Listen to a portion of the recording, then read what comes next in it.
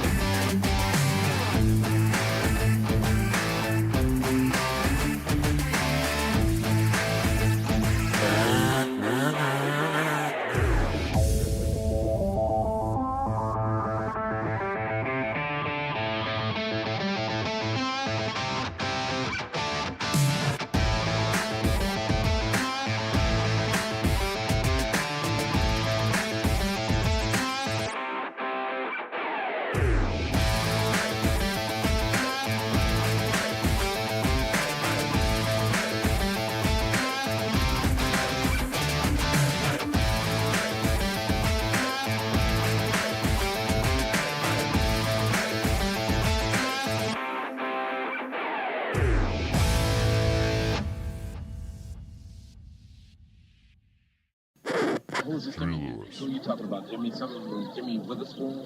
Nobody knew who he was. Lewis. Jimmy. Who's this Jimmy? Jimmy. Lewis. Jimmy. Jimmy. Who's this Jimmy? Lewis. Who's this Jimmy? Lewis. Who's this Jimmy?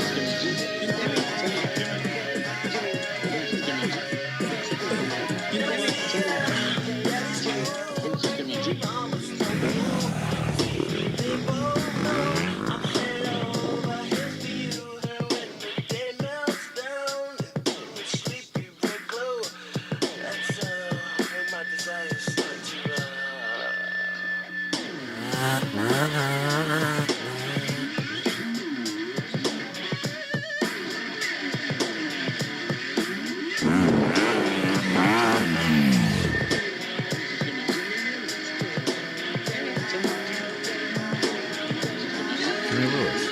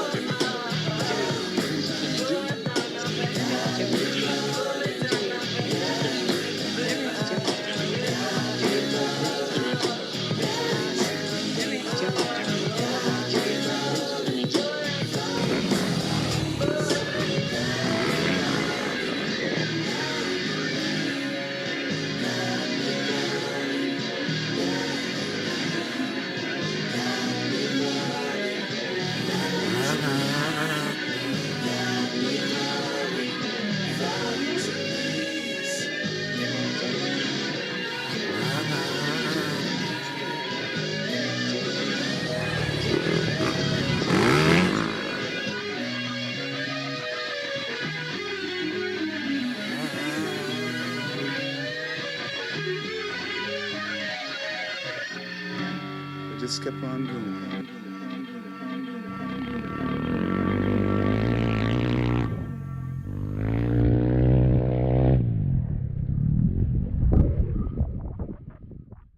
Live from Pahrump, Nevada, the Valley of the Dirt People, it's Tech Talk Taco Tuesday with your hosts, Jimmy Lewis and Logan Tyler. Tyler. I tried to clip it before it Okay, said I'm gonna Logan. read I've like gotta Logan. work on the buttons now. So now is the time when it's important for you to tell us if there's sound. Yeah, can you hear me? Jim, can you hear me? See, I can't hear you right now. Yeah, we can hear you. We can hear you. Oh, yeah, the people in the studio can hear us. Test.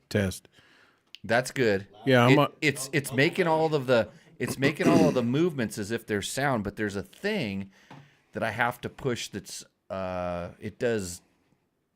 This is a motorcycle show where we talk about motorcycle or we related just products. talking to dead air because Welcome to your Tech shit's Talk not Taco working. Tuesday. Well, they haven't. We get 10 seconds to do it. I hear So- both of you. Okay, good. Yeah, sounds starting Sounds to work. good. Sounds good. Whew. Not another one. Bunch of cholos Johnny running Carson the show. switchboard. This isn't. So, do neoprene fork socks help protect your fork seals? George, you start right there. That's Well, from I somebody imagine on they might. Instagram. I don't think it. I think it's more for if you physically damage your fork. If you hit something up there, on the top that would nick it, maybe it helps for that. I mean, probably keeps some of the dirt out of there.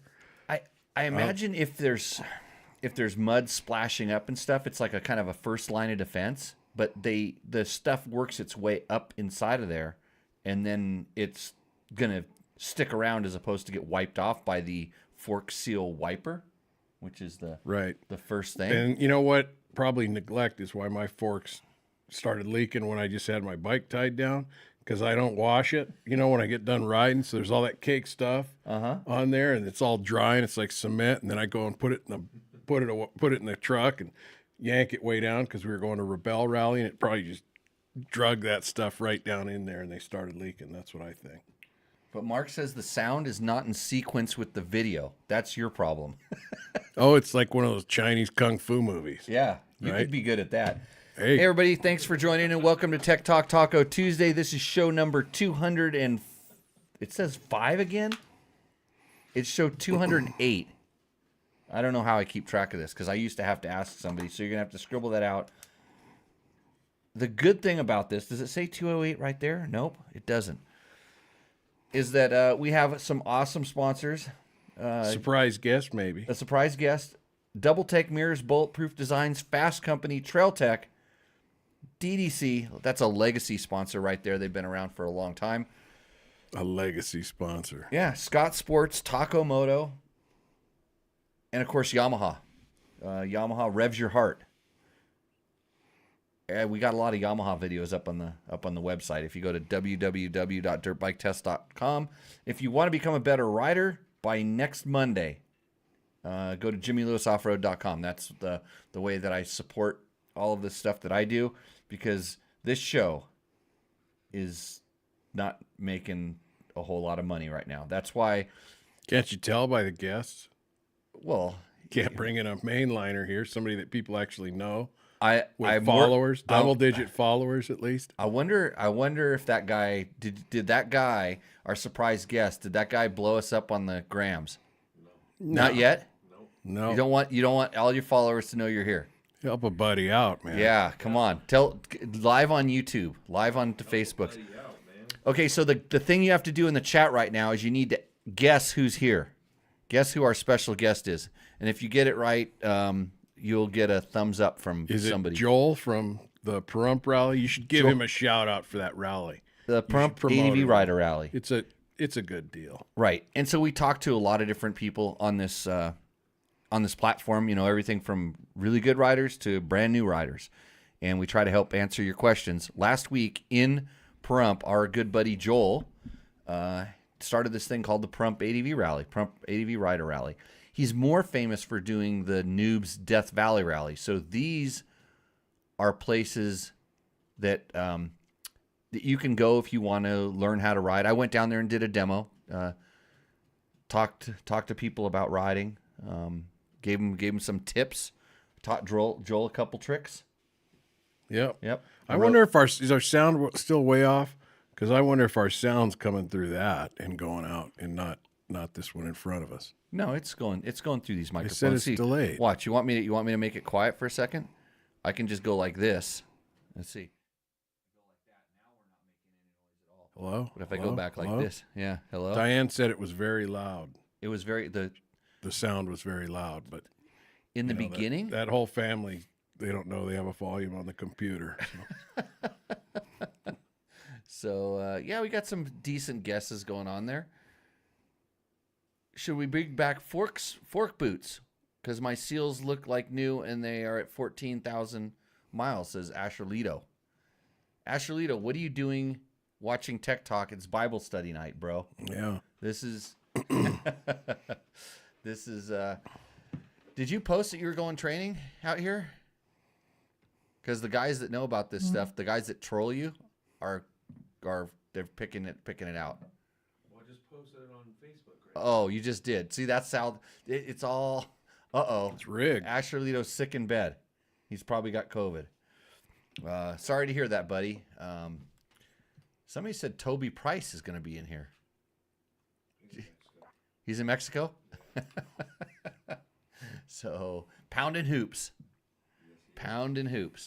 So, the sound is not in sequence of the video. Yeah, we were. This was brought to our attention. And there was another good question up here that says from Stephen Little.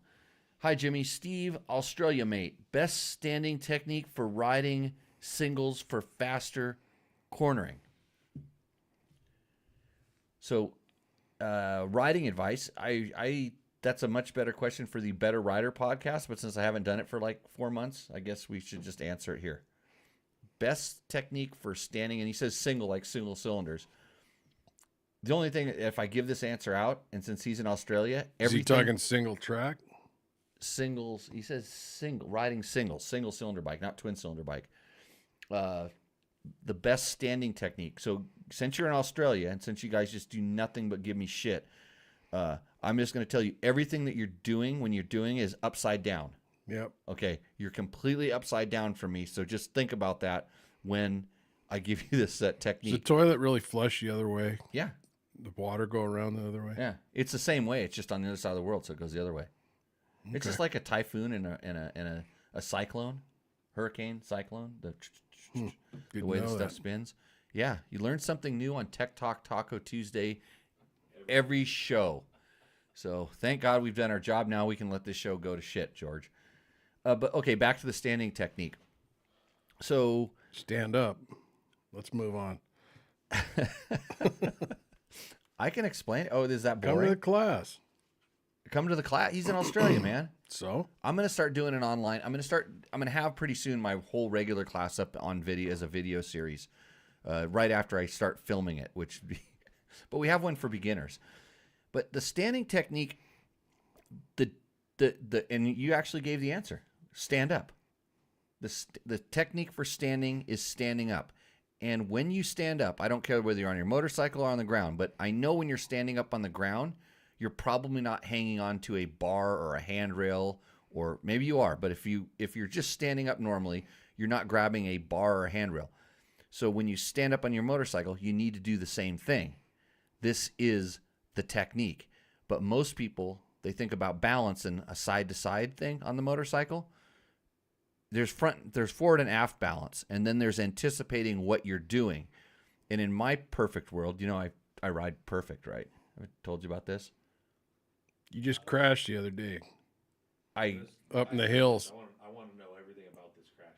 This crash. Oh, he can explain it. I can explain every it in little thing and little detail. And you know what it was? Equipment failure.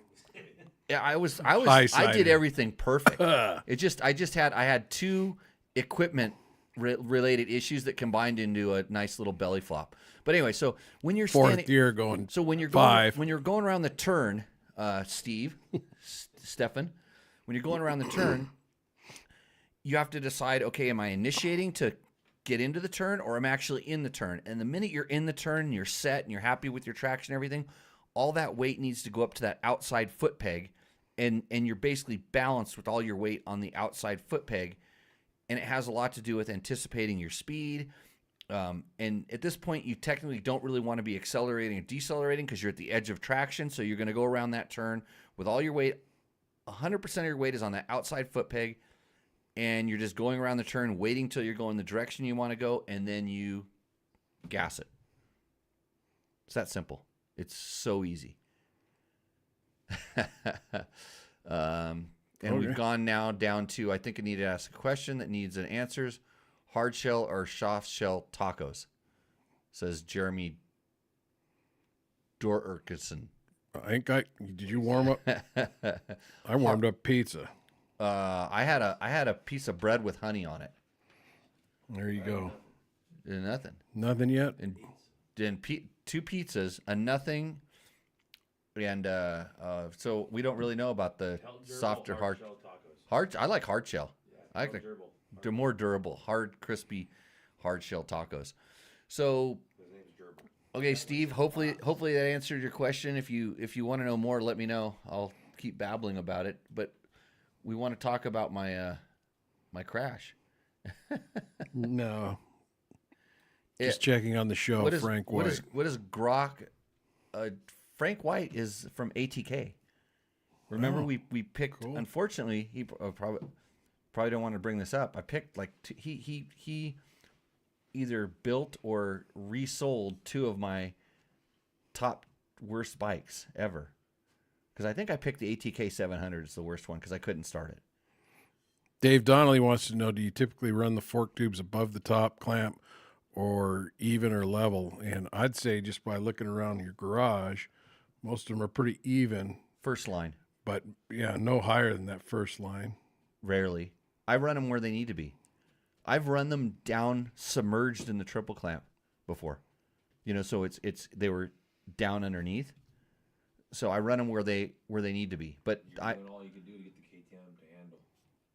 Yeah, because my Yamaha, I don't have to touch them at all. I hardly even touch the clickers. I finally felt that bike up in the rear feeling the other day because you had too much preload in that shock I put on my bike. Before and or it after was you riding adjusted like that, like a stink bug. Right. Well, you could have slid your forks down in the tube and balanced it out. No, it would have made it worse. No, if you slid them farther down, not up in the tubes, the forks down. Not that high. Yeah, you put them where you need to, but if you start getting wonky, way up or way down, something's wrong. So, and then Josh K says, talk me out of buying a Cannondale dirt bike. I didn't pick it as bike of the year. So, but yeah, Frank had the ATKs. They who I'm working to get another guy in the show that has a lot to know about ATKs as well. So it'll be pretty cool. Not you. I raced him. I raced an ATK International I'm Hound. The homeless guy that just came in. Yeah. Dave Donnelly has another question. Is that with a steering stabilizer? What difference does the steering stabilizer make in the whole sliding the forks up and down? Well, if you slide your forks up like 5 inches in the clamp, you then probably need a then- steering and then stabilizer, just wind right? that steering stabilizer Crank it tight, down tight so it it don't just turn. doesn't start turning on its own. Hey, this is the kind of questions we answer here. Again, thanks to Yamaha. And somebody wanted, I saw it on it scrolled through in the beginning. They wanted to have an update, a Tenere 700 update on the build, but you on just the been build. riding it. It's been parked outside, just sitting in the sun. I have a shock that I need to do some testing on, but I need to test it loaded, and I haven't had a chance to get loaded lately. You know what I mean? I do know what you I mean. got pretty loaded the other night on the show. Want me to get on the back and we'll go out to Good Springs for lunch or something? That load it up. No, I was actually thinking like hard luggage, if you know what I mean. Okay. My brother still has a 605 and a 250 ATK. Loves those things. There's people that love everything. It's good. That's nice. Yeah. So, yeah, they're good on you.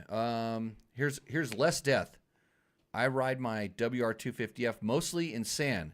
Should I bother to lube my chain at all?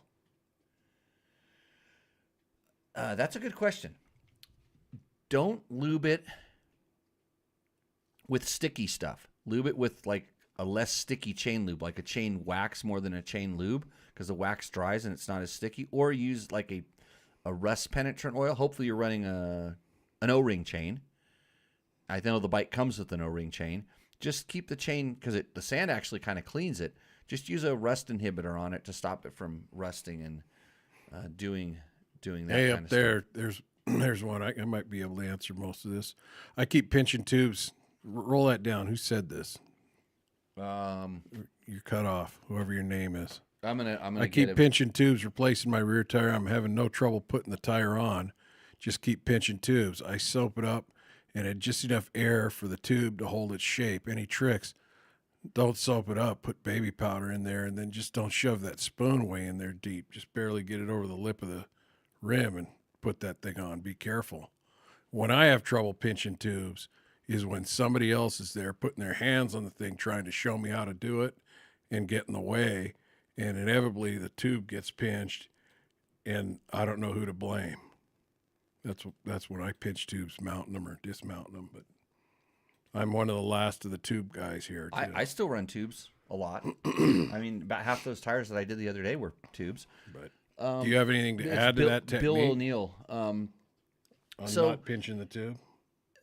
I think that really the trick to the tube is just in having the right amount of air pressure in the tube when you're putting it on, so it's not completely flat, but it's not kind of pressure, so it's kind of like call it a limp tube, a little bit limp.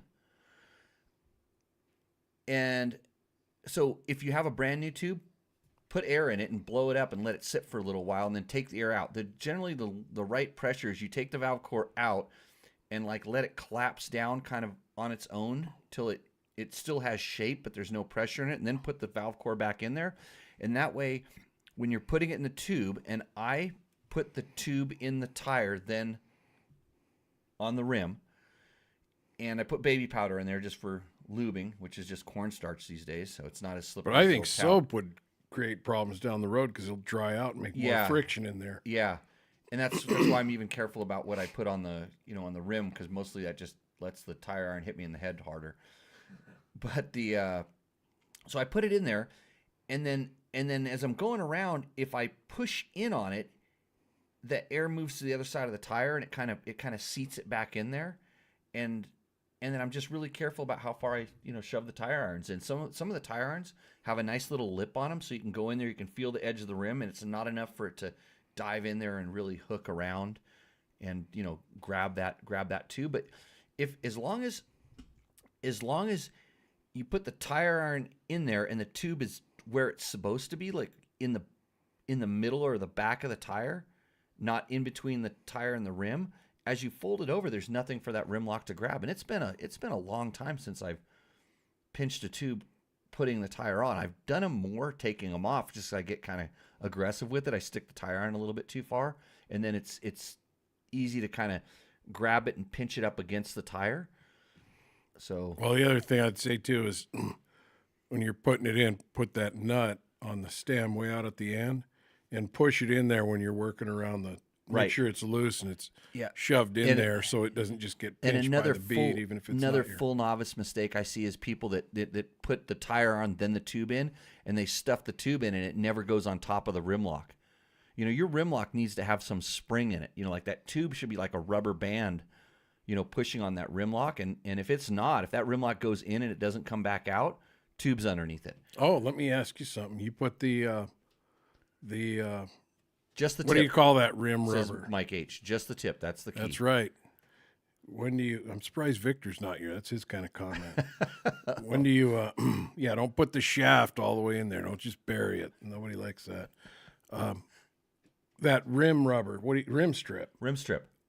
You put it over or under the rim lock. So I generally use rim tape. So it'd be under. So it's under at that point. And if I do have the rim rubber band rim thing, it goes over. It's designed to go over the top, but a lot of times that can also fake you about that spring tension I'm talking on the rim lock, because it's going to do the spring tension even though the tube is between the tire and the rim lock, and that's a no-no. That isn't going to work. Rim strip. That's what it's called, Josh. Thank you. Yeah. Victor's here. Don't put the nut on the rim lock. That's actually a good comment. That's a rim band. A lot of rimming tonight. So, Victor, when I put the tube in the tire and put it on the rim, the first thing I do is I actually lift the tube out of the tire, put the valve stem through the hole in the rim, and then I just start the rim lock nut. Not the rim lock nut, the valve core, valve stem nut. I just start it. So you don't lose it. I don't want it to go back in there. And then when I set the tire on and I get it set, I push it back down, like you said, to keep it away from getting pinched between the thing. And then I leave the nut on there the whole time, and I use it so that the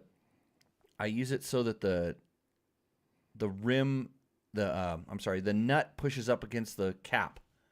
So it's not tying the valve stem to the rim. It allows it to float around and move inside of there. Well, there's a nut involved for sure when you're doing them. So start or finish at the valve stem, and I have an opinion on this. Putting the tire. Let's talk about putting it on. I will either start or finish there. Yeah. It's a circle, so you're either gonna. So I kind of start and finish there, and it kind of depends on whether I'm going to start there or the rim lock. But if you have like a Honda that always has the rim lock on the opposite side of the valve core, right? Then it's you make a decision. I like to start by putting the tire. Depends on the tire. Like a really heavy, hard tire, I will finish at the rim lock. But a tire that's a little more flexible, easier to get over. Because the idea is you want to go in that rim well as much as you can on the other side. You want it to go down in the dish. The valve stem or the rim lock is going to sacrifice some of that ditch. Correct. To get it in. Yeah. Taking it off, you start at the rim lock or the valve stem? Yeah, a lot of times.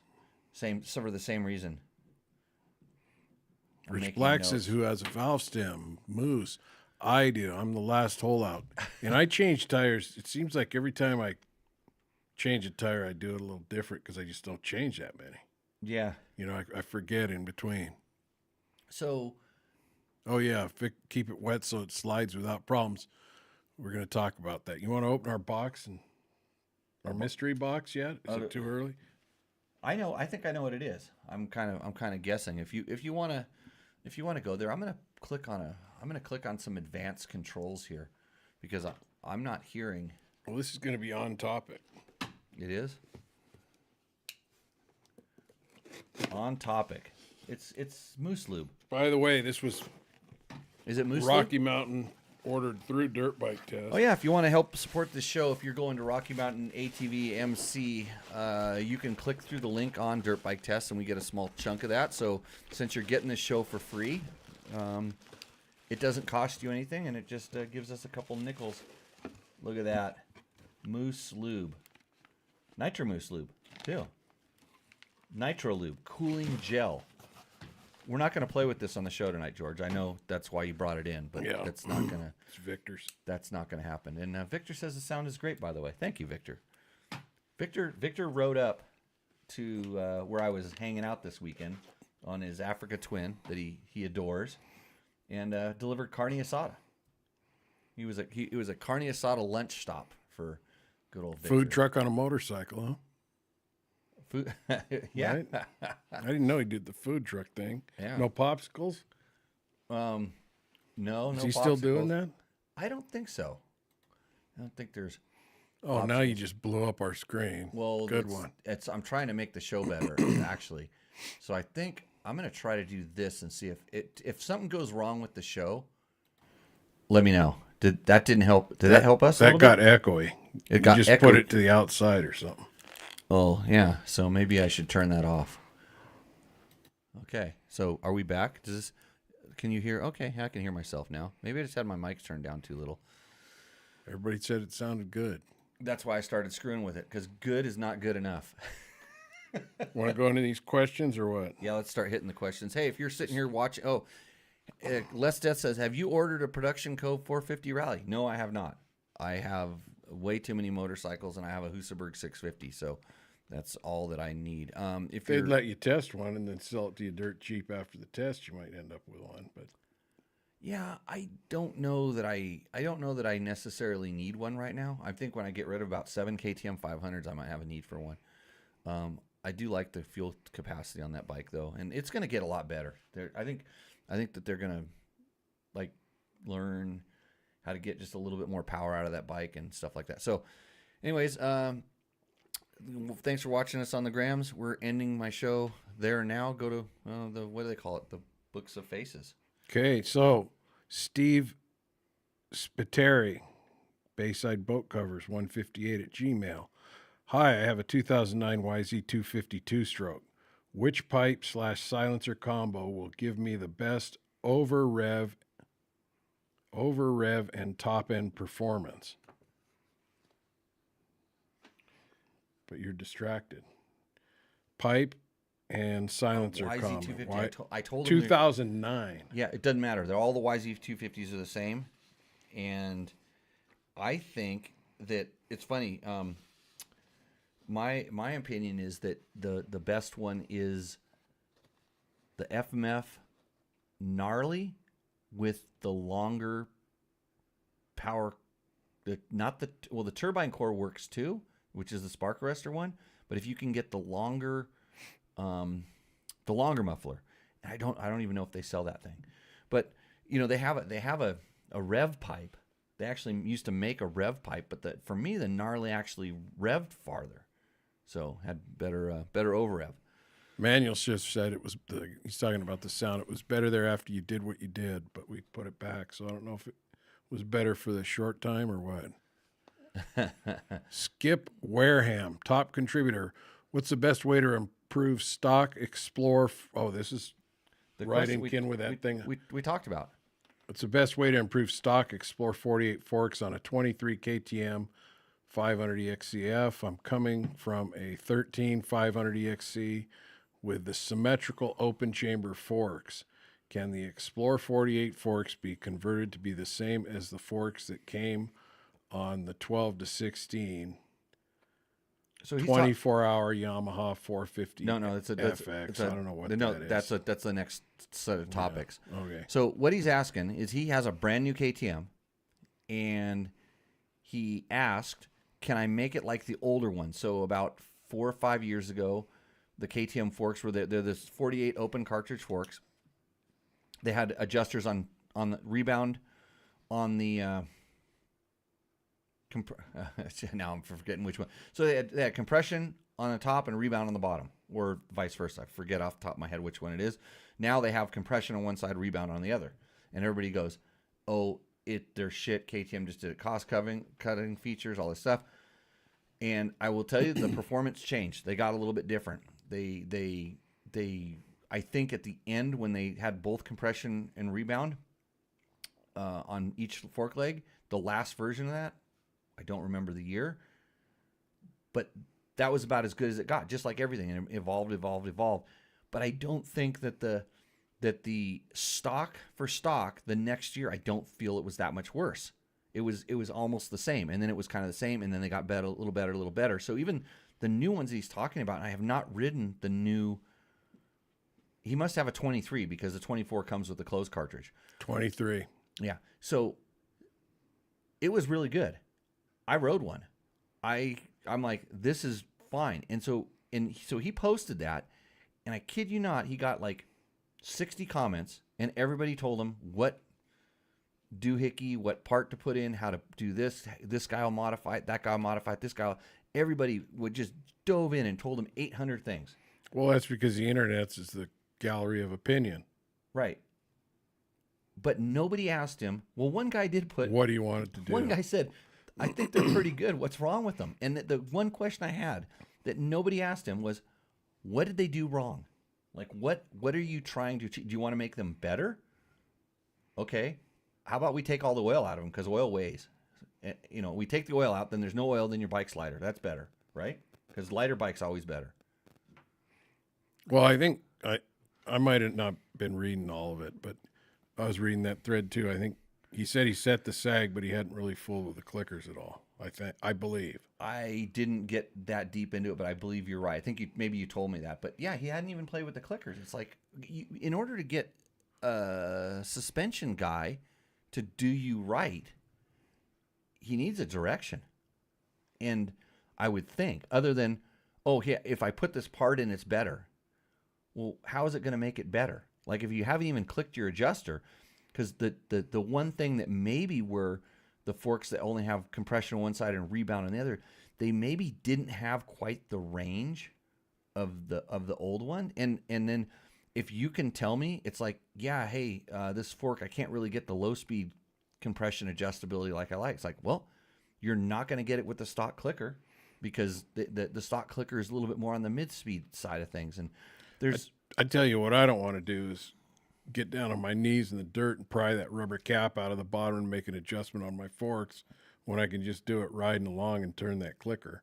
I wish I could adjust my shock on the fly. Just have something up there I could dial my shock in and change it around. There's that on adventure bikes, George. Maybe just you got that big crank on there. That's just preload, isn't it? That's just preload. But yeah, you can reach down and turn the crank, and then but there's bikes that have electronic suspension adjust, which cool. I'm not a big fan. I'll bet you there's a guy in the room that probably doesn't just say, "Oh, make these forks better." When he goes to the suspension guy, he probably tells them exactly where they're failing, right? No, you just say make them better. I see your head bobbing. Just make them better. Yeah. And we heard a guy over the weekend out there at the rally was talking about he had a bike way back when, and he had the exact suspension and all the exact tuning of some racer at the time that was doing well put on his bike, and he thought that was great because he had it all dialed, exactly what this other guy was having. Yeah, I mean, it'd just be like you buying a new bike and it had a whole different suspension on it. That may be better than the one that you have. And there's nothing to say that by him doing any of those mods that any of those guys mentioned, it may have made it better or it may have made it worse. But at that point, you're just spinning a roulette wheel.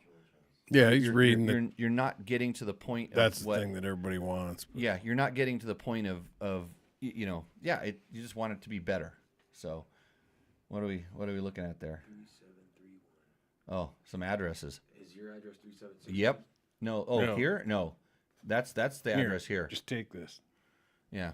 So you're not going out. Don't so you're play- not don't- going out. don't- Don't go out on the interwebs with that. Don't play with the lube. What's the address of the front house? That's it right there. Here. Yeah. Yeah, you gotta You're watch putting out. it Lots out, of, man. lots of, Come lots on, of- there's lots of- creepers around here. lots We of have a whole trolls. security detail now to protect Mr. Lewis. What's 3730? 5 days ago, I don't know. such a beautiful bike. Trying to decide on. Oh, this is on the Yamaha 450X FX. Right. So at 2UZFE4 You don't have to get that by so 43. Yep. Such a beautiful bike. Trying to decide on this or the YZ250FX, or maybe the YZ250X to go next to my old trusty carbed CRF 450X in my garage. Comments? Why? Sounds like another guy I know likes that carb CR 450X. I don't, when you compare 250 to 450, it's such just a completely different monster. X. So you're kind of going like you got 3 different choices there. You already have a 450. Get a 2-stroke. Get the YZ250 2-stroke. That's the YZ250X. Because you already have a 4-stroke, so a 450 4-stroke. Get something different. That would be my choice because I like a lot of different bikes. Jim and I rode our different bikes. I think we got a good combination. We both got KTM 500s, EXCs, the street legal, and then we got the 300 XCWs. That's why I rode those today. That's why as a proud Yamaha rider with my Tenere and my WR450, I look down on you. Oh, that's okay. You told me to get it. Show's brought to you by Yamaha. The KTM 500 was my before choice you're of on the their best bike payroll. ever. Yeah, we're shills to all of our Good sponsors. thing you're not in government. You'd be crooked as hell. I'd be good at it if I wanted to. Did you use Trail Tech Voyagers today, George? No, but you know what? This last weekend, all I did is listen to Jim and Roger staring at those things. We're all stopped somewhere, and they're going, I can't see you. I can't see you. I can't see you. Can you see me now? I'm like, I can see everybody right here. So there was some operator error there, I'm sure. Well, were they not wearing their glasses? Oh, that could be, too. And they're all super technologically advanced. Yep. Okay. 140 years between them. Nicholas Gibson, 3438. First time I've heard of someone switching gearing for a preferred anti-squat feel. So cool. Anti-squat. Yeah. So they changed the sprockets to have a very similar gear ratio, but they went to bigger sprocket so it didn't make the bike squat so much. Bigger in the back. Mm-hmm. Huh. I'm pretty sure I got that right. I didn't hear that one. So it's a thing. Okay. That's why a lot of times on supercross bikes and stuff, they'll run the biggest sprockets they can because it helps just let the suspension do what it's supposed to do. Seems like the bigger sprocket. I might be totally. Everything to me today is just backwards. I know, but if I've been working on bigger a computer. sprocket moves the chain away from the axle more. Right, so it has better. So would that squat it more or not squat it more? But one way or the other works, huh? Correct. Like I said, somebody asked me some left and right questions today, and I couldn't figure it out because I was facing the wrong direction. Because you hit your head on the ground the other day. Do you want to know how that happened? No, not yet. I'm going to have our co-host can talk to you about that. Okay. Brandon Vaquero, 2960. Would like to see how this compares to the wood setup, 250 or 300. Talking about the 450 FX. Right. So it would be much heavier, much more stable. I don't know that and I think when he's talking 250, I don't know if he's talking 250 4-stroke or it's a different guy than asked the first question, right? Right. Yeah. So I don't know if he's talking like 250 4-stroke or 250 2-stroke, but anytime you start getting a lighter bike, in the woods, it sort of depends on a lot of times the rider. If you're big, heavy dude, it's not a big deal. But like a lighter guy trying to, sort of manhandle the 450 through the woods, that's why you see the KTM factory guys riding 350s, not 450s. I mean, for sure you want to have the fastest bike for a lot of that stuff, but when you start adding weight, and especially in longer races or where you need agility, that weight kind of comes into play. And I distinctly remember last time we went back east and rode the Yamahas and the 250F and the 450, the FXs. It was just like the 450 was just so much bike. You're just going, man, they need a 350. It's the super ideal size for that type of riding. So yeah, a 300, even though it has more power, it's just lighter and more agile. Yeah. Can you roll that back? Let's see who's trying to source something there. See if we can help out. Manual Shift, who says, I can't roll that one back. I have to roll this one back. Okay. He says, my BRP has a White Brothers R4 exhaust. One of the springs between the pipe and the silencer is gone. I'm having no luck sourcing a replacement. Do you know where to find a replacement? First of all, what's his BRP? What is a BRP? I thought they made handlebar stuff, don't they? No, Clamps and stuff? BRP is it's like a But he's talking about pipe and silencer. yeah, He he's needs just a spring. just a spring. Do you have like a McFadendale hardware or something like that, or what was that? Oh, XR 650 is what that's what he's saying. Big Red Pig. Okay. So Pro Circuit has a different length spring, and FMF has a different length spring, and Akrapovic has a different length spring. There's a lot of different springs, and I think if you just start looking at some of the other springs, you'll be able to find something. If you find something short, you can always add like a wire loop to kind of make that connection. So There you go. That's the answer. Don't let it overthink. And man, go on Amazon. Click through our link on Dirt Bike Test. What a shameless plug. Yeah, and then just measure the length of what you need, and then measure the length between the two hooks, shorten it a little bit, and then see how much diameter room you have, and you can probably source a spring that way. Good hardware store has something that'll work. Granger, McFadendale, stuff like that. Row want Tree Fez 8906. Nice job, Brent and DBT. Brent, yeah. Brent Farrell. Okay. He's one of our test riders. He's a tall guy. Groshen Seller, great content. Okay, now we're going WR450 mod. Edward Brechka 5584. Awesome bike review. As always, great insight on the bike from Jimmy Lewis. Thank you. Good.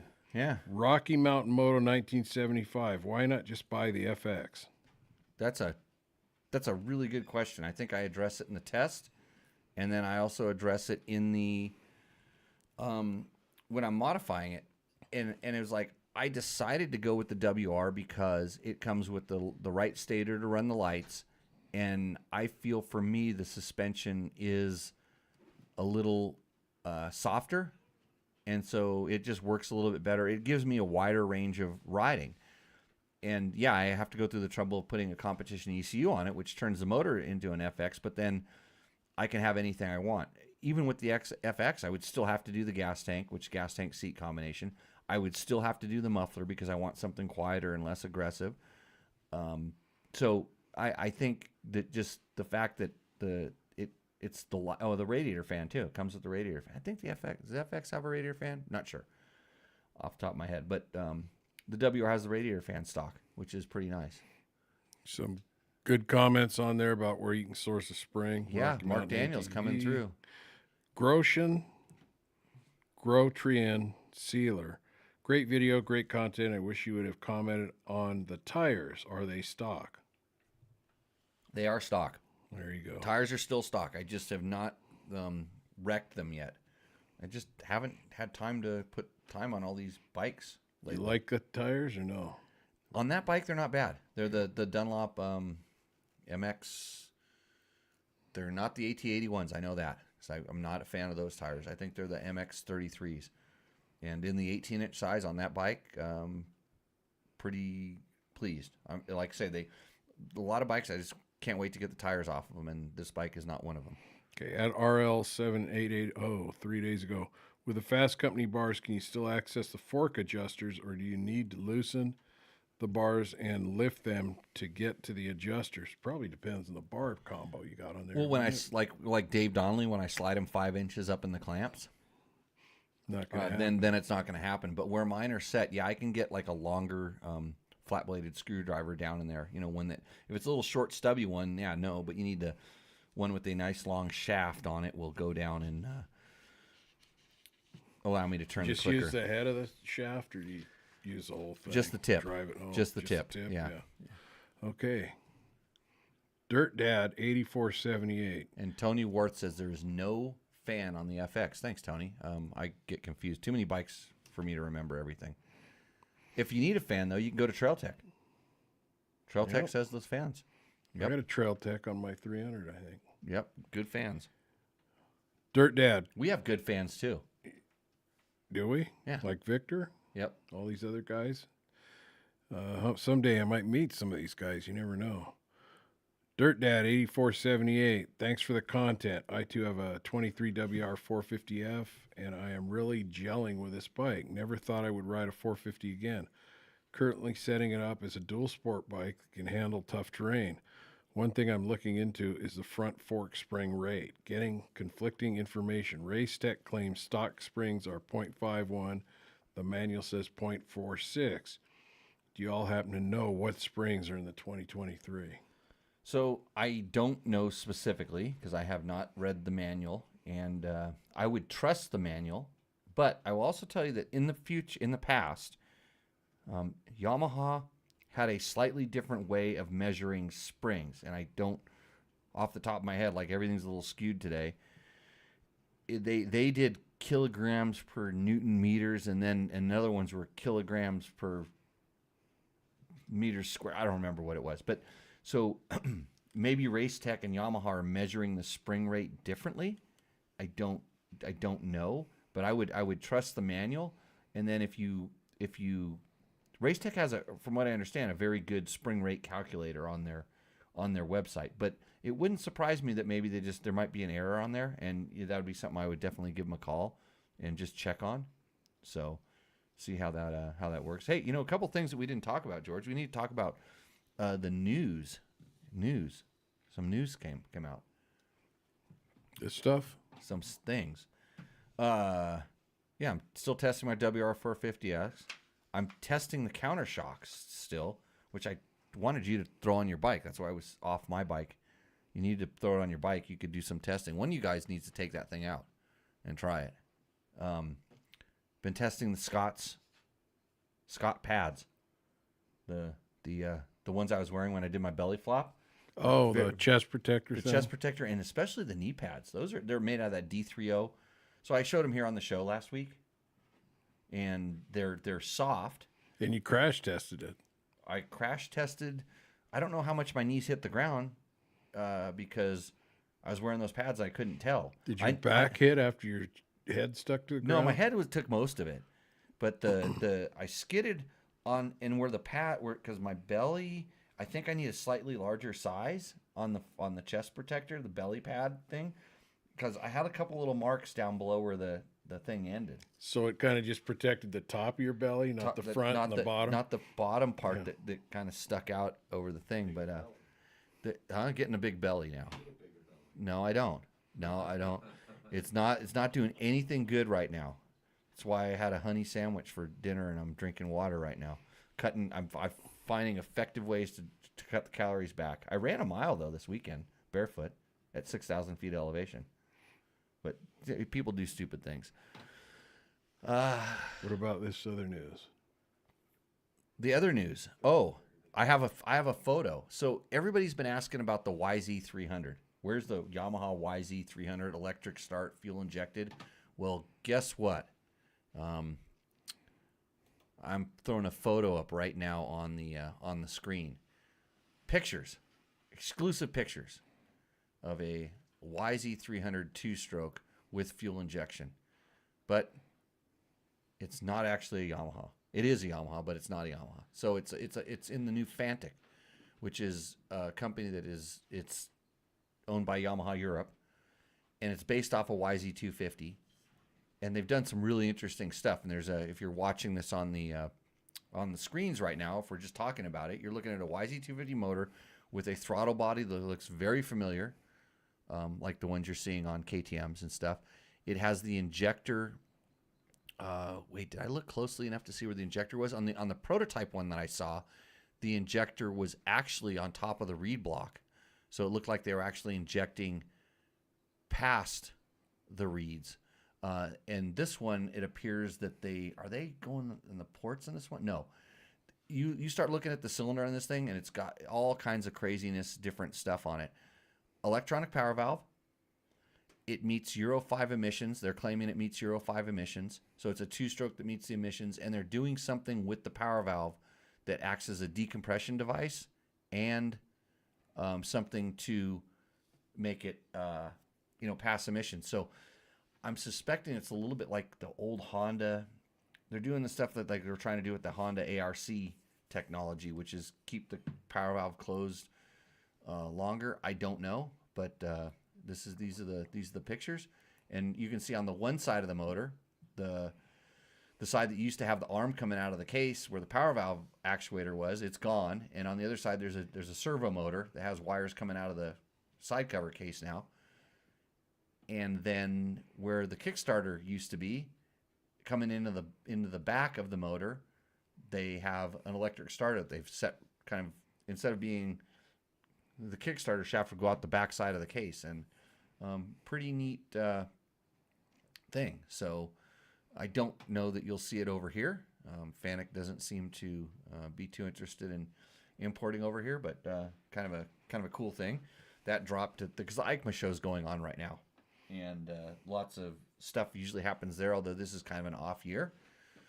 So that's what we're seeing there. And then Beta dropped their 450 motocross bike, so which is a really sweet looking bike for sure.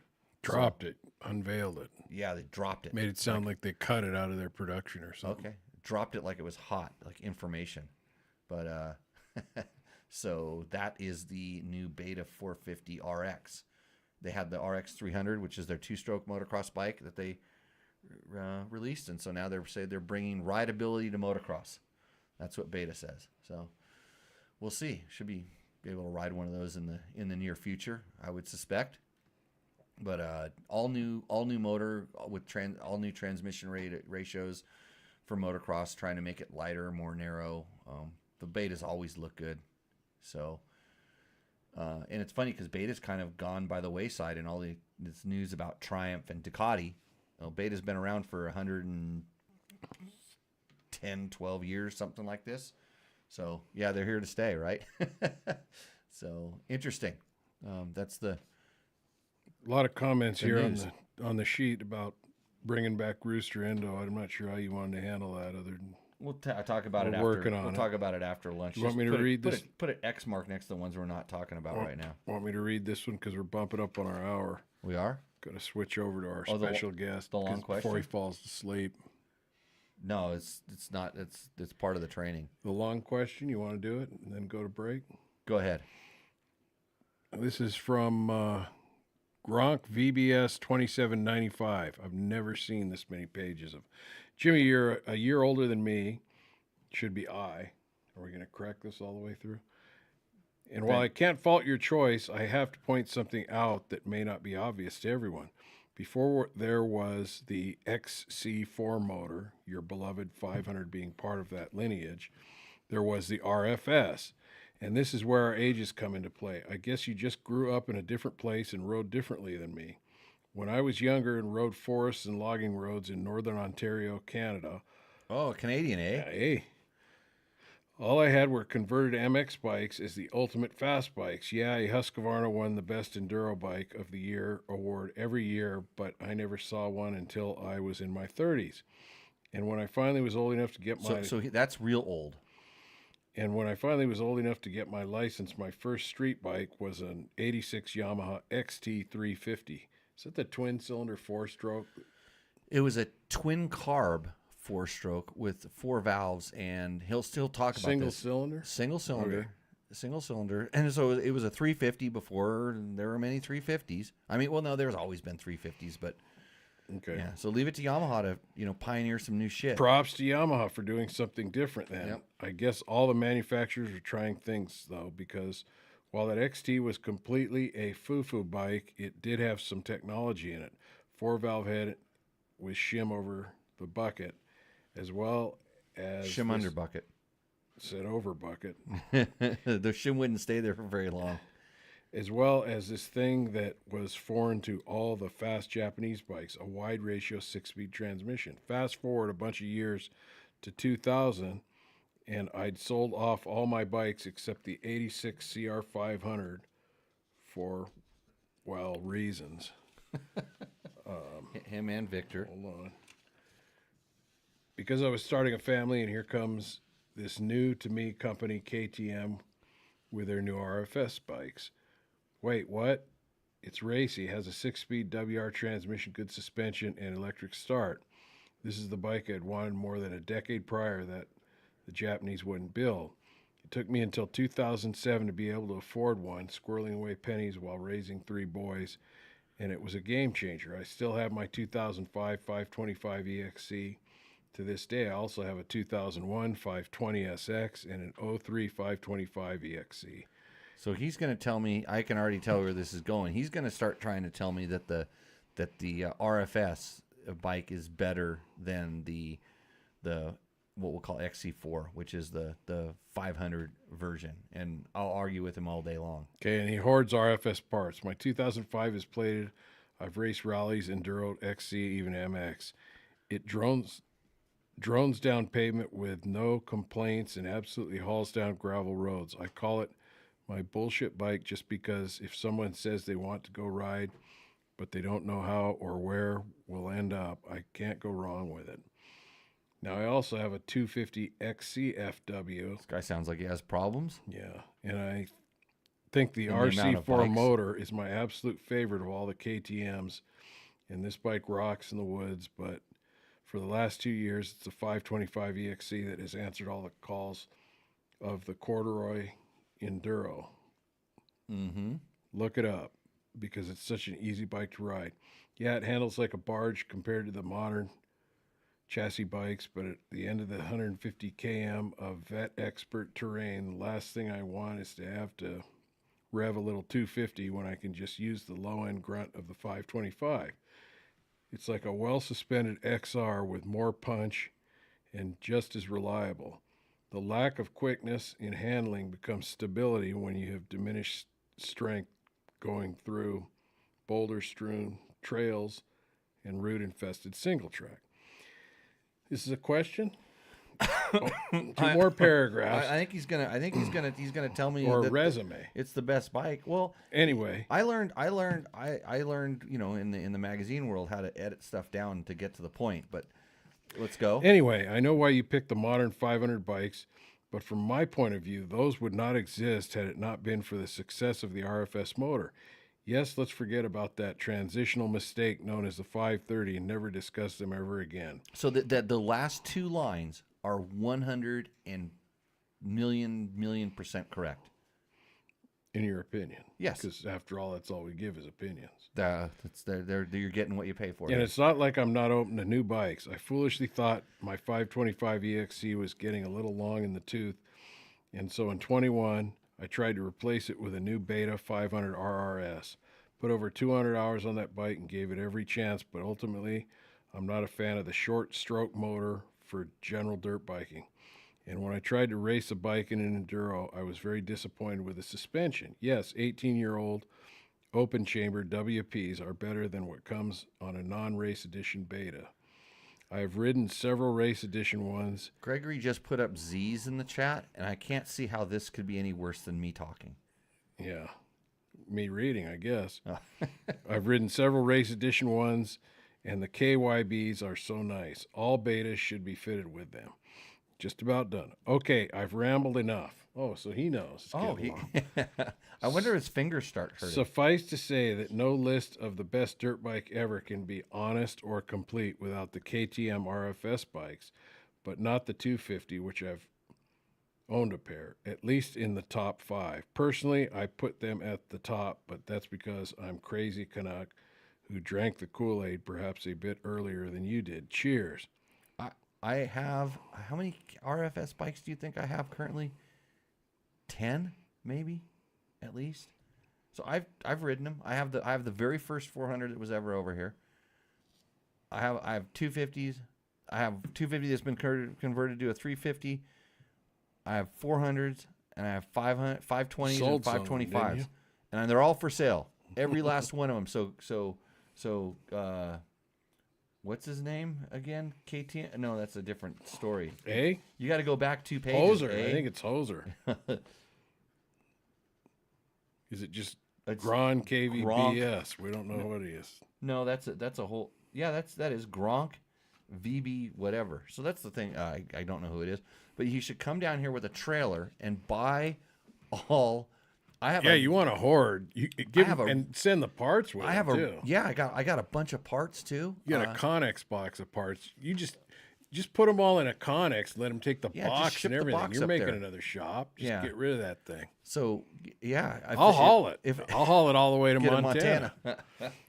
Hey, so somebody's talking about the KTM free ride. Hey, no, we don't need to worry about that. We'll do that after lunch. How fast? dinner. Yeah, So, we got to. yeah, Josh K. buy. I have a clean RFS. I have a 525 or a 520, one of those two that's super clean.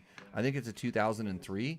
I put a picture of it on the thing. Go to Gronk Vacation Bible School. What? Okay, go to commercial, and then we'll have our surprise guest on here. Thanks for putting up with me. Won't be back for a while. Bye. Oh, be careful because George may Do the talk during the. I don't even know if that works. I'll try that here. No, it works over there, but I don't think it goes on the show. But I think they might get a little bit of bead. So. The defending champion, the all-new Yamaha YZ450F.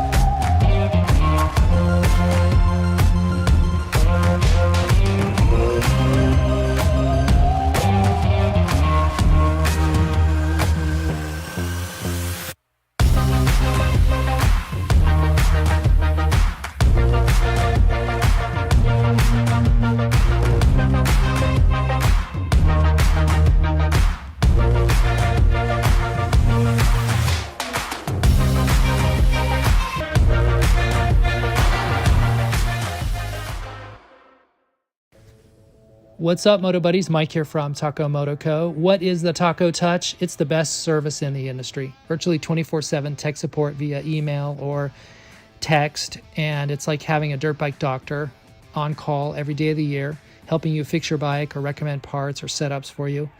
If you've ever received an order from us, you know that the Taco Touch extends to our fulfillment, and our orders come with the coolest stickers that you've ever had, buying parts from anybody before, and a handful of root beer barrel candies. All of our Taco Moto Co. branded components come with a no questions asked lifetime warranty, and we'll even extend out the warranty of other manufacturers, OEM, and aftermarket parts where we can, sometimes for life.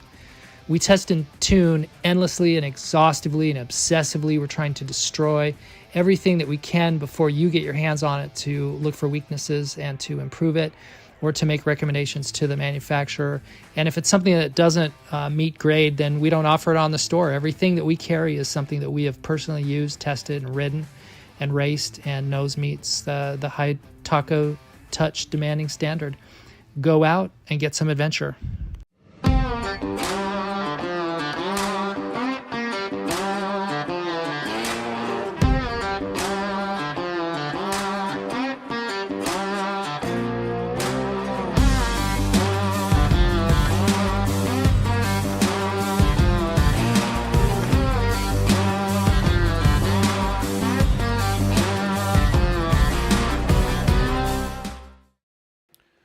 Okay, I got to work on the audio levels, I think, but that's my fault, not yours. Welcome back to Tech Talk Taco Tuesday, and the tequila tonight for Mark Daniels. This is Don Cayo Extra Anejo. Hard to get in the States, but a nice one nonetheless. So if you're in the market, you can pick this up down in Cabo at my favorite little tequila shop in San Jose del Cabo. Tell them some clown on a motorcycle show sent you. They'll remember who I am. I promise. So welcome back, everybody. Thanks for joining in. Gronk VBS stands for the Valley Bomb Squad. He was listening while George read his short epic, and I have to say that Gronk, we were talking over the break. 20 grand for all my RFSs and parts? It's more than that. 30. Oh, with the Connex container, that's an extra $5,000, I guess.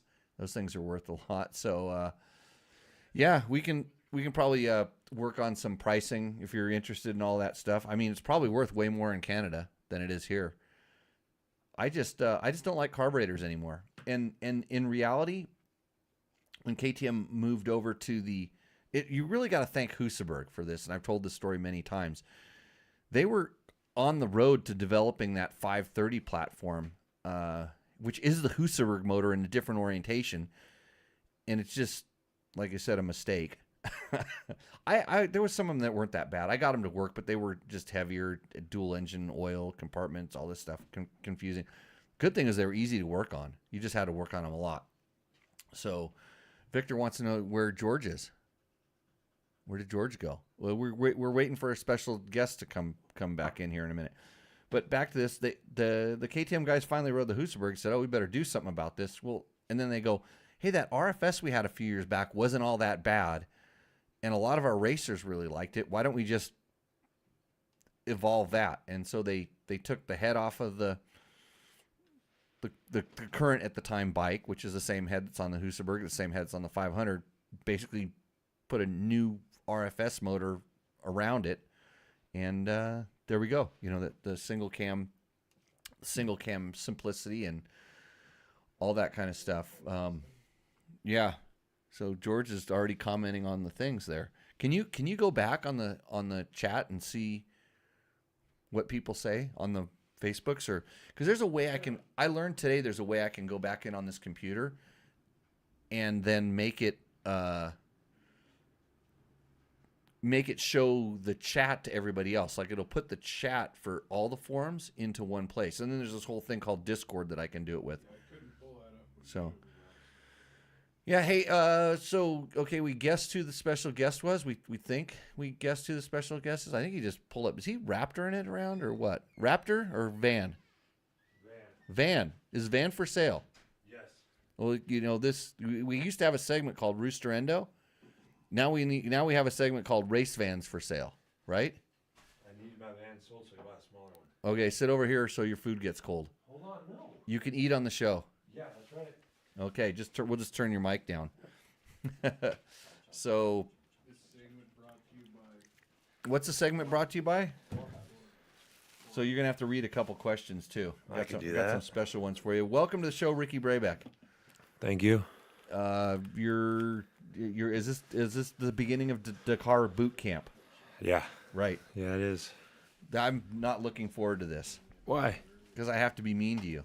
No, you're never mean. I have to be mean, and then I got to be careful I don't smoke you every time we go rally training and hurt your feelings. So, because I've been laying the heat down. I've been doing some speed. That's maybe why I fell over the other day. Really? Do you want to hear about my crash? I want to hear about it because you didn't tell anyone about it. I told everybody I have a podcast. All I do is talk about myself. John didn't know about it. John's the one that told me you crashed. Oh, because you talked to my wife. Okay, I'm He turning talked to the chomp microphone down. Hungry, huh? Big boys. Starving, dude. There's no rest for the wicked around here. Okay, so I'll tell you. So the good thing about being like such a rider who hovers in the zone of perfection, you know about this. You have these feelings every once in a while. Is that you can really feel what's going on with your bike and everything's right. And so this is why I'm at the level where when you know, like any good racer, when something goes wrong, I can blame my bike. So I was riding, of course it wasn't a Yamaha. I was on my KTM 500 because I needed a really big gas tank for what I was doing. I was going down a sand wash, and it was like kind of the cementy sand washes, the hard ones that have every once in a while that kind of like braking spots, and there's Hard and slick. Hard and slick. You just, until you really bite in, you're on top of it. So I was riding down one of those, and of course, running a Moose that's way soft. It has like a whole Mexico Peninsula run in it, and then all of the Rebel Rally front Moose. Yeah. Yep. And my rear tire is not one of my tires. It was a used, kind of like one of your tires, but not one of your tires, like one of Andrew's tires, which the knobs are kind of worn out. Yeah. So, you know, traction was compromised. And so I'm coming in, and I'm in this point in this wash where I'm looking ahead, and I see, hey, Gregory, am I putting you to sleep yet? Anyways, I see 2 lanes, and I could keep my speed and fade into the one that was kind of in front of me, but I looked, and the other one was definitely going to stay smoother longer, so I decided to turn there, and my soft front moose kind of pushed, and I turned a little bit more, and then I hit a little rock, just like, not too big, but it rolled, and so that pushed the front end out, and that kind of got it sliding. No big deal. I kind of got on the gas a little bit, and then my rear tire that wasn't great didn't hook up exactly like I wanted, and so then it kind of started sliding even more. It didn't bite. If I could have got it spinning, it would have bit, but I was definitely a gear high. And then, which is not my fault. I mean, that's the bike's fault because, But anyway, so I was going around the turn. It started sliding, and then I got enough on the gas to where it kind of gripped, and then it started picking up, and then it pop stalled, and it just went, and it was just high side. And then you got traction and crashed. Oh yeah. Well, no, it stepped. It when it pop stalled, it slid, and then it bit. It hopped. Because I think I went back and it analyzed the scene, looked at the crime scene.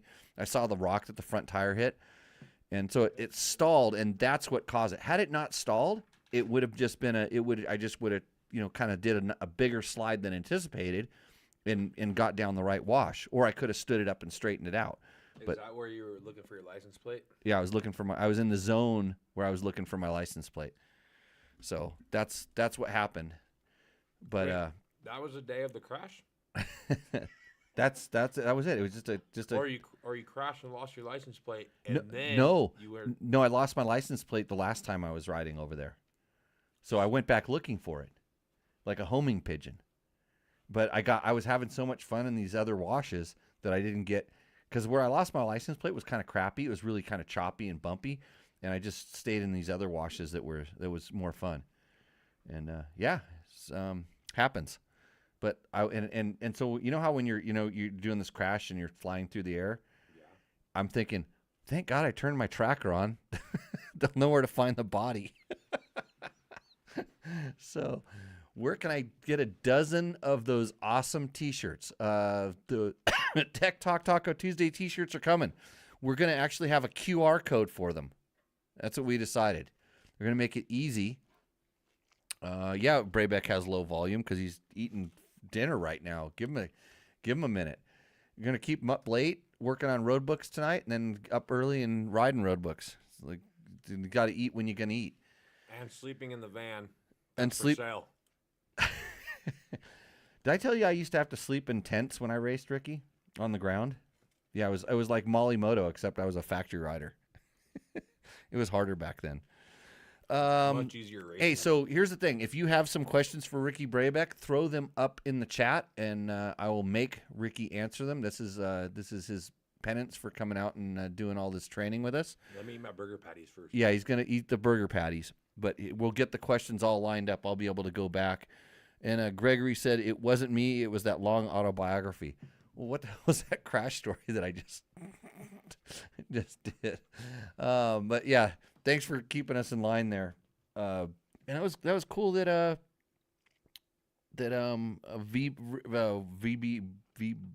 VBRO, what was his name? Showed up on the thing. Gronk Valley Bomb Squad. So that was good that he showed up to have his question checked out. But I have to agree with him on his point. The RFS was a great bike for its time, but it just has a carburetor right now. And when the bikes sit around, actually, the handling on that bike was never great. It was adequate. There was definitely some, but bringing that Yamaha TT, the TT350. My dad had one of those. That was a good bike. I like that. And then I had an XT600, which was nothing like that. It was way more horrible. So, George, does the van sell above value because it's got your DNA all over it? It's not above value. It's not above value. No. You still rent them? No. No more rental business. No. Just Just selling the assets. So you're gonna be just Raptor guy. No. New van, Yeah. 4-wheel drive, No, I just want to get a smaller one. smaller. Yeah. You seen Andrew's van? Yeah, his is so sick. Yeah. See, Andrew did a little race.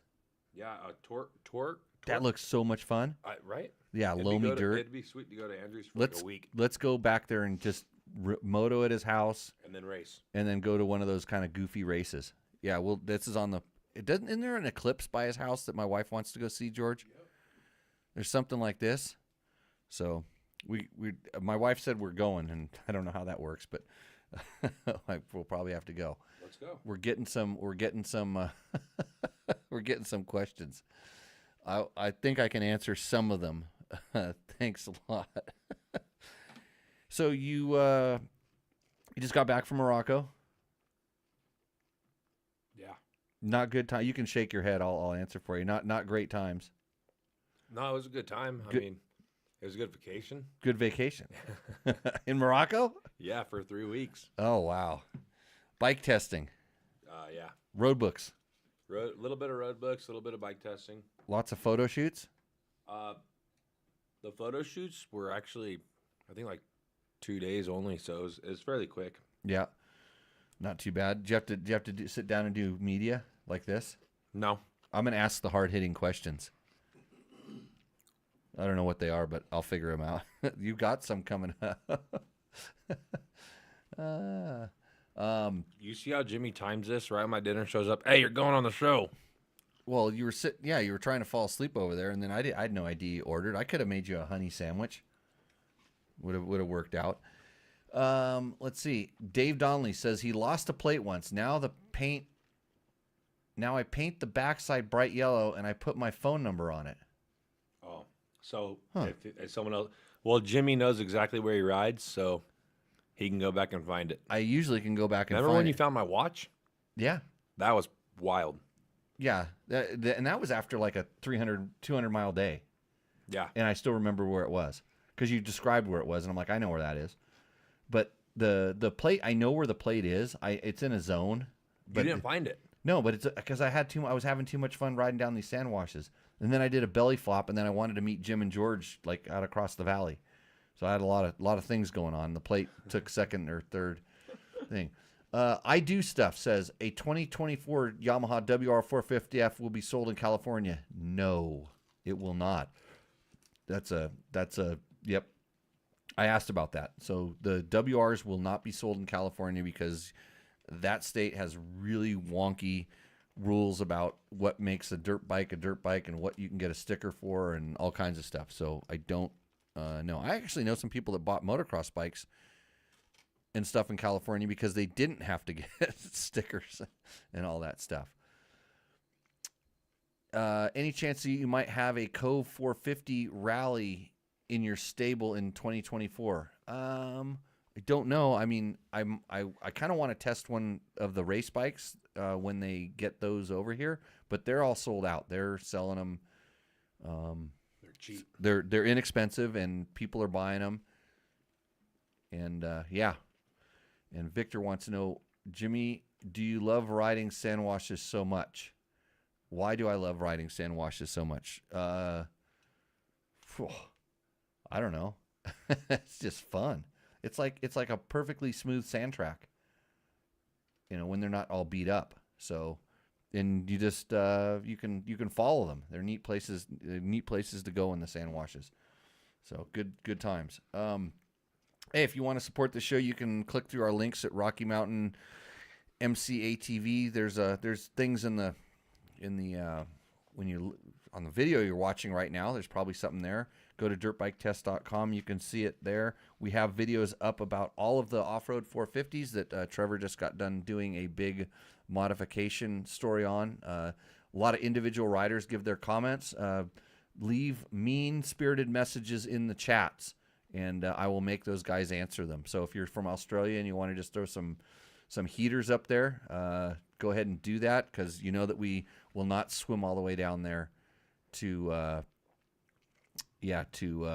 fight you. Unless we're I'm going cholos. to Australia next year. You're going to Australia? Yeah. What for, Fink? No, World Rally? A rib to Australia with Cameron. Oh, huh. Interesting. You guys will be riding upside down. It'd be so cool. Yeah. Ron Wielder says, have you tried an enduro plate? Ron, is that the one that has the magnets on it and it flops around? That one? Let me know, because I'll tell you if I've tried it. Because that's what was on my bike that the plate flopped off of. Yeah. It was on the bike. It was the bad year, like a 2019-ish year. It's the one that has the really floppy KTM rear end. Yes, that's what was on there. And that whole rear assembly, I can't believe it's still on the motorcycle. Like, it's still attached, the whole thing. But I had one of those plates on there, and that license plate flopped around so much it actually tore through the material, like that rubber flappy material. It just wore. It never got loose, I don't think, but it wore through there and just ejected. So, yeah, that might have been part of the problem. So, yeah, but Dave's got a good idea. What would that be a good thing to put your name and phone or your phone number on your license plate? Not if you're riding illegal trails. I don't ride illegal trails. But the cops can find it anyway if it's late. That somebody can at least turn it in. I mean, easier than having to go through the DMV and stuff, which I have to go now to get another plate. Why do you need a plate? Why do I need a new plate? Uh-huh. So I can ride my motorcycle on the street, because it's a dual sport bike. You can't do that anyways? Well, if I go into California, Oh. yeah, I like to have a license plate.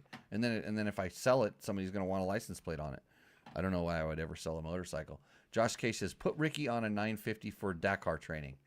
No, he's a girl when it comes to riding bikes. He's not tough enough to ride a twin cylinder bike. I put him on a BMW. I got a nice BMW I'll put you on if you want to really manhandle a motorcycle. So, okay, you done eating? Almost. Almost? Well, yeah, but I'm just snacking now. Okay, done snacking. You can finish your meal. We'll make this quick. We only got a few questions. We're gonna run through the questions. Probably cut the show short tonight because somebody around here's got to do a lot of work. Okay. The questions are, what's your top speed in the Dakar? 100 miles an hour. It's limited now. Yeah. It's limited. That's bad. How fast can the trash trucks go? I think they can go 100 too. They're limited? Well, I mean, 100 is pretty fast in a freaking trash truck. I know, but they go that fast. Yeah. But do they have a speed limit, or you don't know? I don't know. Do cars have a speed limit? Mm-hmm. What's theirs? I think 160. So 100 miles an hour also. Yeah. So same as the bikes. The next question was, Jesse G wants to know, what was it again that you did the Dakar with the waypoints that screwed people up last year? It was the WPCs and off-piste. So, and have you been training to handle those types of issues? That's what we're here for. Yeah. We decided the training technique for that was to go sit on a hill and see where everybody goes. Because at that point, what else can you do? When it's super screwed up, when there's something that's completely, like, because you can't protest the map book. No. And if somebody figures it out or finds it out, and if you're the guy out, like, riding all over the place, not finding it out, and somebody finds it out, you don't get to see them find it out. Exactly. Are they doing that thing where they... Ricky, when racing the Dakar and you need a deuce, do you stop or do you hold it to save time? These are the hard-hitting questions that Victor wants to know. No, you take a deuce before the stage starts.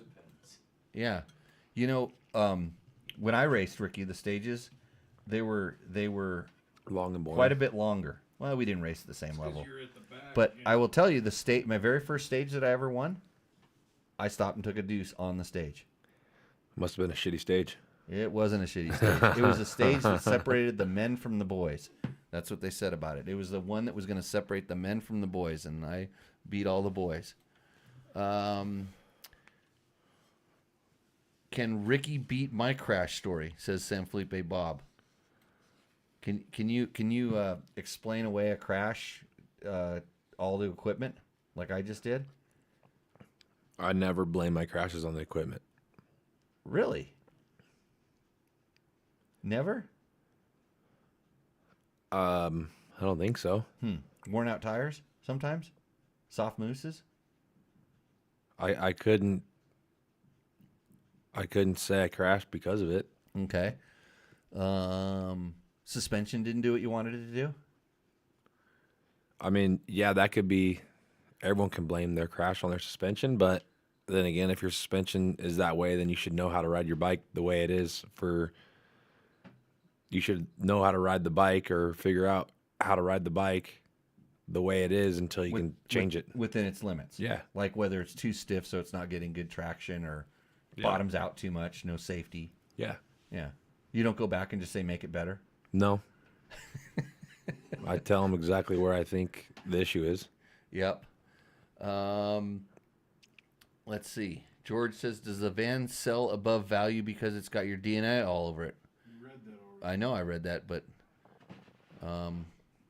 what you want to talk about the van a little bit? Because like people here want to know about vans. We're like an overland. I did a podcast today with ex Overland. Really? Yeah, so I was on an Overland podcast. We talked about Dakar a lot. Talked a little bit about training you. I took most of the credit like I usually do, but that's the way. You weren't here. You don't want to give away the details. Go to Ricky's Facebook page. It's for sale there. Well, you see, I didn't put all the details on Facebook, and I just said like, "Hey, serious buyers, let me know if you're interested, and then I'll give you the whole shindig about it." George wants it, right? No. No.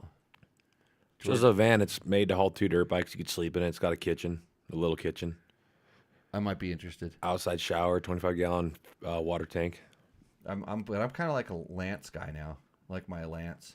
I know. I like that style too. I thought about getting like one of those GFC Overland style rooftop tents because I think that's really cool. And then I just also bought a trailer, like a little box trailer. But yeah, I don't know. The van's cool. I just want a shorter one, something a little bit easier. I mean, I'm driving it so much just because my truck's in California right now, and it's hard to get 2 vehicles back with one person. But yeah, no, the van's cool. I'm just, I want to go kind of old school. I'm looking for like an Econoline. Oh, really? Something a little more simple. That was my first van I've ever had, and that was like the most fun in a van that I've had. Just they're simple to drive, and they're small, and they do the job. I'm not trying to live in my van. I'm just trying to haul a bike back and forth. You don't want to do van life? I mean, van life's cool, but I just you just want to pull up and open the door and go, "Hey kids, you want some candy?" Yeah. And that's the one where the one where the steering wheel's like straight above, right? What are those vans? That's a school bus. A school bus. Yeah. So I thought there was a couple more questions in here, but I don't see them. So if you have any other ones, I know what you got to do. Your favorite section, Rooster Endo. Yeah, that's the best section of the show. Finally people started sending me Rooster Endos. And I started organizing them, but like I said on a few shows ago, we are going to bring it back in a big way. We're going to do a special all Rooster Endo show. And dude, that would be so much fun. Yeah, I'll let you know. I'll let you know when it is and where it's at and how we're going to do it. It's going to be an awesome deal. So with that, go ahead and what is Robert Gobbler? Robert Lambert? Yeah, that guy, 7096. What does he say? He said the show's turning into garbage without Rooster Endo, and I agree. Oh. So I went to his page. I think it's cool that people show their bikes off and then we talk about them. I know, but what happens, I lost the guy who was like organizing all that stuff, and so that was the excuse on one show. And then the second show was that I didn't get any Rooster Endos because they weren't sending them to me. They were sending them to him. So that was the second show. Then now we're like 8 shows in and I've run out of excuses. So I'm just taking the heat. If people go on your show and they know how to submit the Rooster Endo, then that's cool. But on your Dirt Bike Test homepage, you should just make like the banner drop, like Rooster Endo, just clickable right there, right when you log on to dirtbiketest.com. I'll get right on it tomorrow, right after I get your road book built. I'll get that hooked Well, up. you have like 7 days. So you need to go to at Robert Lambert 7906 and follow him on YouTube's, because he only has 2 followers and he needs more. So I think everybody from Tech Talk should go over to at Robert Lambert, like it's spelled, 7906, and just follow him. I want to have a couple people. I want him to get a little more popular, so because he didn't wait but a few more minutes, and then he said, what did he say? So why is there no Rooster Endo? This show sucks without it. Not gonna lie. So you go over and The follow same him. day. So when he when he can't get something done for you instantly, you should just follow him. I think he needs a few more followers, so he's held responsible to that level of those levels of demands. So what is the Husky Hauler 5491. Yeah, that guy. He wants to do a Rooster Endo shootout of all the past winners for the big prize. Now that they all know the rules. But what are the rules for Rooster Endo? I don't even know the rules. Just show your bike. You made it Rooster Endo for sale. You're responsible for that. Roost Endo or for sale. Because every time you came on, Roost. you had some new thing you're selling, and it's kind of funny because now we're trying to pimp a van here on the show. I feel like half the guys on the show would honestly enjoy a camper van that can haul 3 motorcycles. I know. I just don't use a van to the full potential that I built it for, so there's no reason for me to have it.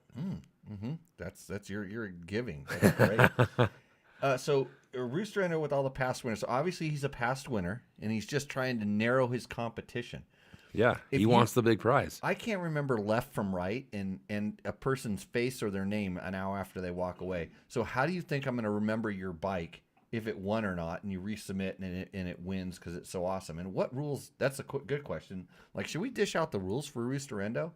Because I have a feeling that the people that just already submitted, and I had some good friends submit, like Jason Abbott submitted a couple things, and they might not know that I have some particulars.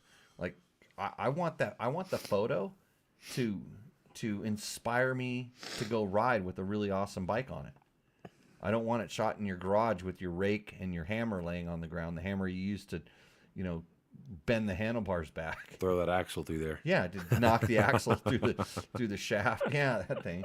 So, we say rules. We don't need no rules where we're going. It's really the bike that brings us the most enjoyment is what the whole Rooster Endo thing is about. It's funny because we get in there, we can talk about different things that you've done to your bike, maybe give you some advice, maybe insult you horribly, or just say it's an awesome job. We've had parents force their children to submit Rooster Endos so they could take the money and use it for their own bike. We have had lots of really bad pictures sent in that upset me, where I can't believe that they couldn't take the time to position the bike a little bit better in the light, but go ahead. We had professional photographers send in photos of bikes that shouldn't have been in the thing. So, I mean, the whole thing with Rooster Endo is that it gives us something else to look at, and it gives us something to either talk crap about and help someone out, or give some stoke to some guy that's doing everything right. Yeah, and I think they appreciate it. And it's funny because I like the way you said that. Talk crap about and help them out.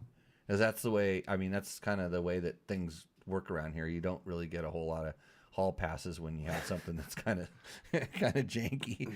We tend to run a little rough around the edges, but yeah. So we're going to bring it back. So go ahead, and if you want to start submitting some, I will definitely put a call out as to when we are going to do that show. Maybe in the short term we'll start. Next week. I held a couple. Back, so now we have a little bit of a surplus because it's brought to you by Tacomoto. That's tacomoto.co. Taco Mike he basically was on board. He's like, yeah, do whatever you want. And I even had a bad idea about how to do it, and he said, okay, we won't do that. But we have some pretty good ideas. Robert Lambert right there. He says, "Love this guy. It's been 8 episodes. He's watching." I think I texted or on one of those messages hey, Robert, you're getting a lot of followers tonight. Everybody's going to his Robert Lambert 7906. 7906. We're gonna start following you because we want to see your video. Maybe you should do a video.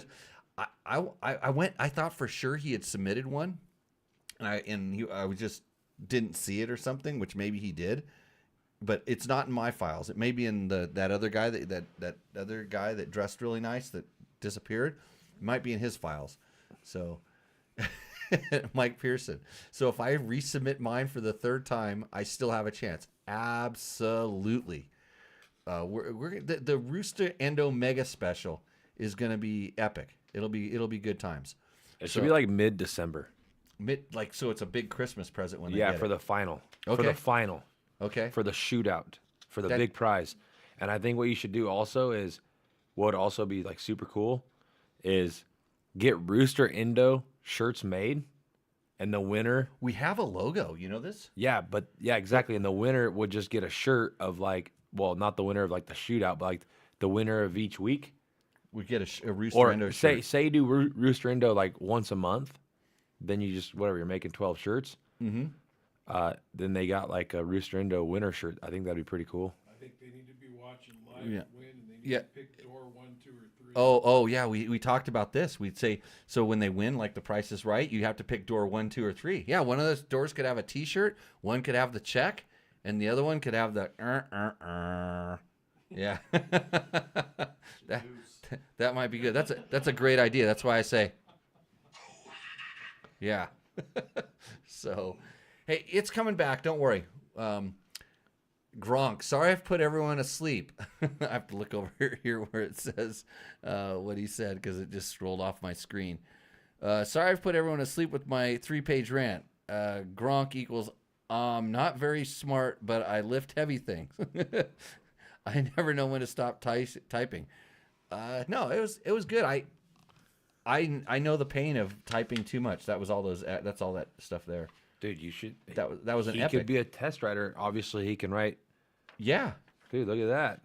Yeah, he has a hard time, focusing it. He kind of goes all over the place. There's a lot of stories in there, but I picked up on there's some important things like the TT350. I forgot about that bike. I rode the wheels off of one of those. I kind of migrated off of an XR.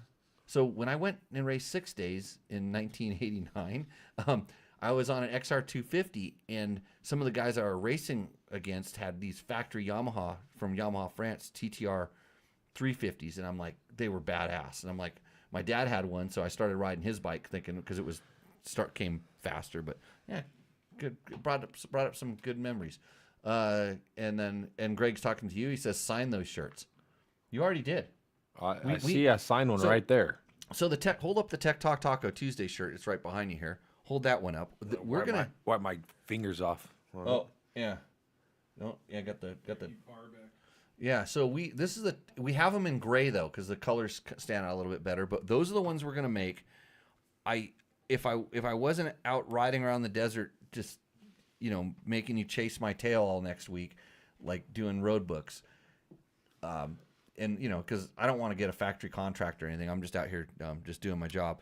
I would probably make the shipping form and all that stuff with the what do you call it? The QR code. Yeah, the QR code. So you can just point your phone at it and take a picture, and it'll order you a shirt. But we're doing that. Gronk says, "Send me bikes to test. I'm your Canadian content." Do you know Radek? Gronk, do you know Radek Burkhart? He's another guy. He's big and strong. No, Gronk has to come out here to do the testing. A lot different than Canada. Yeah, but Canada's got good trails. There's some good. Even when he was talking about riding the corduroy and some of those races up there, they're really really good.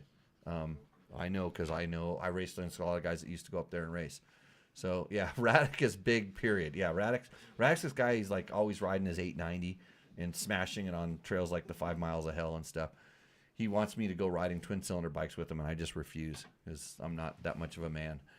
So, anyways, okay, I think we're wrapping things up. Thanks everybody for joining in. It was a good show. A lot of people joined in. I think we got our sound sort of figured out, but I need to work on some of this stuff a little bit more. What's that big gold medal behind Ricky there? Oh, Jesus. I had to bring that up on the damn Overland show because they asked me about ISDE. This gold medal right here? Yeah. No, that's the Husaberg side cover, bro. Yeah. Still apart. Yeah, look at that. It's the Hus. You can point at it again. The Husaberg side panel. He had some Dakar questions you wouldn't answer. This metal right here. He's worried about that one there. He says it's special. Oh, there's some Dakar questions I didn't answer. Yeah, I want to explain that opening rule where they take away time. Oh boy, yeah, explain that. The bonus time is, it's definitely tricky. If you don't land on the bonus time, then you get kind of screwed, honestly, and you don't really stand a chance. But so first place on certain days, the guy that starts first will get 1.5 seconds a kilometer, and then the guy that starts second will get 1 second a kilometer. Then the guy that starts third will get half a second a kilometer. So lately, like the road books have been like pretty simple, and the guy opening doesn't even get caught by the second guy, and the guy opening is opening so fast that he would lose the stage with maybe he'd lose the stage by like 2 minutes, but then his bonus time he would get like almost 7 minutes back. So then he would go the next day, he'd win that stage and then go the next day and have opening bonus again. So it's a little bit tricky. I think they should. I agree with the opening bonus. I think that's too much. It sounds like too much and not on the right days. But I think that you can get the opening bonus, but whatever time it is that you finish, you start there. The opening bonus doesn't. It should apply to overall time. It applies to your overall time, but not to your start position. So your stage time. Your stage time. If you finish, fourth on time in the stage without opening bonus, you start fourth the next day, and you don't get to take off first again and get opening bonus. The guy who actually rode the stage fastest gets to start, but not every day has opening bonuses. Correct? Correct. Yeah. So I think it's still something in works, and hopefully they figure this stuff out. But nobody asked me my opinion. That's why I have a podcast. Well, we're all saying the same thing, Jimmy. I would think smart people would, but don't include me in that one. Are you using digital or paper roadbook again this year? Paper. Yeah. Still paper. OG. Valiant Thor says, at work, random channel surfing, having a wonderful muck bag lunch and saving the world. Mukbang. Is that a he's channel surfing, and what's a mukbang lunch? Probably Canadian, Australian. Probably like a badass lunch. Yeah. Or a shit ass lunch. Mukbang. I got to add that to my vocabulary. It's like what your poor stuff came in. My poor A mukbang sack. So, okay, well, last call. You have 10 seconds to get your questions into us. I think we answered most of them. I know the beginning of the show, a lot of times I miss stuff out, so I'm looking. Road Racer 3, no update on the Tenere build. Let's see. And then I think that's all good other than that. I'm currently eating a succulent roasted quail with a sweet and tangy fig and balsamic glaze. On the side, I have tender, buttery scallops seared to a golden brown in a creamy cauliflower puree. So I think he's thinking we're a cooking show. Well, I'm having some fine tequila here. Valiant Thor. Whoa! We got a good one right there. What email address do we use now? Oh, this is the secret about this for the Just type it in there, dude. For the show, you would use my name at Dirt Bike Test. So if you can't Jimmy Lewis at Dirt Bike Test. No, just my first name. Jimmy. Just Jimmy. Yeah. Just figure out that, and even though I just gave it away. What if you just type it right there where it says type message, dude? How do you spell Jimmy? Hey, Valiant Thor is watching from the Los Alamos National Laboratory Isotope Production Facility, and he thanks us for his hospitality. And Valiant Thor liked and subscribed to us. Hey, that's something else. We're at like 19,070 some odd things. So if everybody goes and subscribes to our YouTube channel, that would help us out a whole bunch. Right after you subscribe to Robert Lambert 7906, because we like to follow everybody here. No, that's not my thing. Craig, I don't know where that's going to go. So for a formal email, I don't really want any formal emails. Tell them how to spell Jimmy. How to spell Jimmy? 1M or 2M? There's two of Is it those. I or Y? And there's a Y at the end. Yeah. So, JIMMY. I'm gonna have to go subscribe to Valiant Thor. Yeah, he's watching. He's in there building nuclear bombs and shit like that at the isotope production facility. That's what they do. They allow this to be broadcast there. That's bad for our national security. For instance, he should have seen last week's show. But So did you look at Robert Lambert's stats there on his followers? he had two. He has 2 followers. Two. He has 9 videos. Uh-huh. One of them has 155 views. That's his high one. Yeah, he's doing good. I expect his followers to demand more, like Rooster Endo, which is like, say, Robert, we're working for you here. We'll get back on the program. So, hey everybody, again, I'd like to thank all of our sponsors. Ricky Brabec, That's me. yeah, Yamaha, Taco Moto, Scott Sports, Climb, DDC, Trail Tech, Fasst Company, Bulletproof Designs. I'm getting my bulletproof designs for my WR, my protection stuff, not including a front disc rotor, and double take mirrors. And if you sometimes send me you know what else we're doing on this show? I don't know if I failed to mention this because we need to make the show better. Is,